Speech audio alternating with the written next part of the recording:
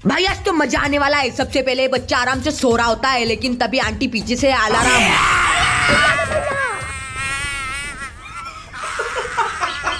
अब यहाँ पे एंट्री होती है बड़े मियाँ और छोटे मियाँ की। जैसे बड़े मियाँ उतरते हैं तो छोटे मियाँ। अब ये भाई इस छेद को पुट्टी से बड़े आराम से बंद कर रहे होते हैं, लेकिन तभी अब ये भाई कॉल पर मुकेश अंबानी जी से बात कर रहे होते हैं। हेलो मुकेश अंबानी जी। भाई चलता